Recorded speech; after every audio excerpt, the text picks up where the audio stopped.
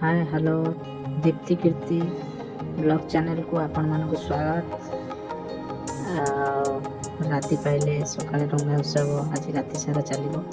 ତା ଆଗରୁ ଆମେ କିପରି ଡଙ୍ଗା ସଂଗ୍ରହ କରୁଛୁ, କେତେ ନୂଆ ନୂଆ ଡଙ୍ଗା ସବୁ ବିକ୍ରି ହେଉଛି ମୁଁ ଆପଣମାନଙ୍କୁ ଦେଖାଉଛି।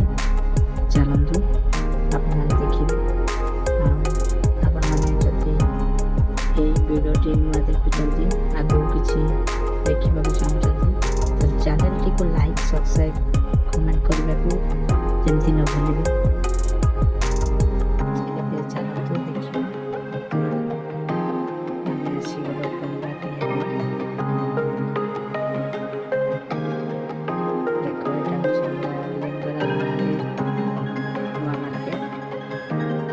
କେତେ ସୁନ୍ଦର ସୁନ୍ଦର ସାଇଡ଼ରେ ଡଙ୍ଗା ବିକ୍ରି ହେଉଛି, ସବୁ ପ୍ରକାର ଡଙ୍ଗା, ସୋଲ ଡଙ୍ଗା, କଦଳୀ ଡଙ୍ଗା। ସେଟା କରୁଛୁ ଦେଖିବା କୋଉଟା କିଣିବା। କେତେ ସୁନ୍ଦର ସୁନ୍ଦର ସବୁ ଦେଖୁଛନ୍ତି।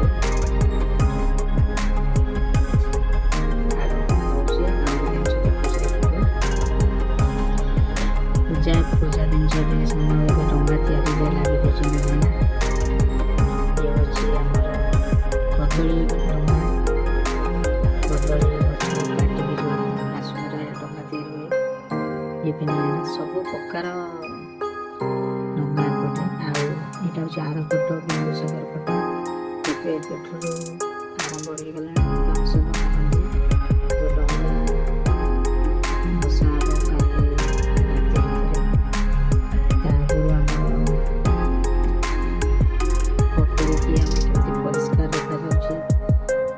ଏବେଠୁ ଭିଡ଼ ଦେଖିବେ, ଡଙ୍ଗା ବିକ୍ରି ସବୁ ଚାଲିଲାଣି। ତାପରେ ଆମେ ଭାବିଲୁ ଆଜି ଯେଉଁ ଡଙ୍ଗାଟି ସଂଗ୍ରହ କରିନେବା ଭଲ ଡଙ୍ଗା ଦେଖିକି। ବର୍ତ୍ତମାନ ଚାଲିଲୁ, ମୁଁ ଆପଣମାନଙ୍କୁ ଦେଖାଉଛି ଏ ବିନ୍ଦୁସାଗରର ଦୃଶ୍ୟ। ଦେଖିବେ ସାଇଟ୍ ମାନଙ୍କରେ ବି ଡଙ୍ଗା ବିକ୍ରି ଚାଲିଲାଣି। ଆଉ ଟିକେ ଆଗକୁ ଗଲେ ଆହୁରି ଭଲ ଭଲ ଡଙ୍ଗା ମିଳିବ। ଏ ହେଉଛି ଲିଙ୍ଗରାଜ ପଟର ଦୃଶ୍ୟ।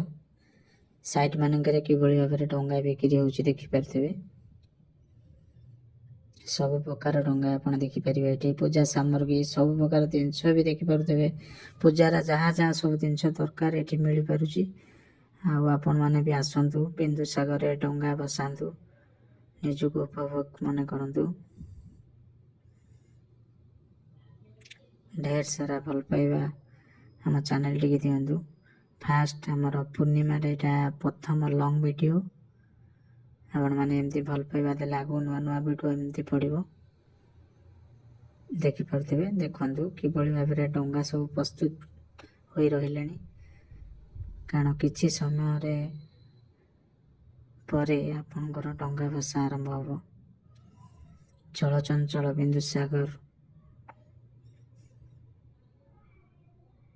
ଜୟ ଜଗନ୍ନାଥ। ଆପଣମାନେ ଏମିତି ଭିଡ଼ିଓଟି ଦେଖନ୍ତୁ, ଆଗକୁ ନୂଆ ନୂଆ ଭିଡ଼ିଓ ଆପଣମାନଙ୍କୁ ମୁଁ ଦେଖେଇବି, ଦେଖିପାରୁଥିବେ। ଫାଇନାଲରେ ଆମେ କେଉଁ ଡଙ୍ଗାଟି ସିଲେକ୍ସନ୍ କରୁଛୁ ଆପଣମାନଙ୍କୁ ଦେଖାଉଛୁ।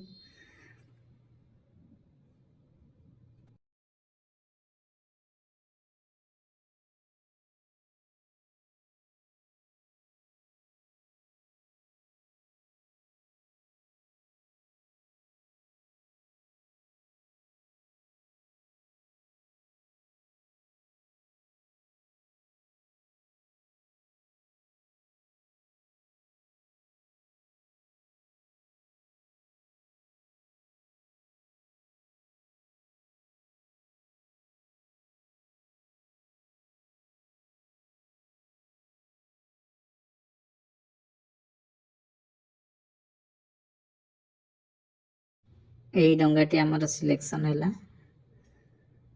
এই ଡଙ୍ଗାଟି ନେବୁ ଆମେ ବର୍ତ୍ତମାନ, କାଲି ବସିବ। ଏ ରହିଲୁ, ବହୁତ ଖୁସି ହେଇଯାଉଛି ଦେଖନ୍ତୁ।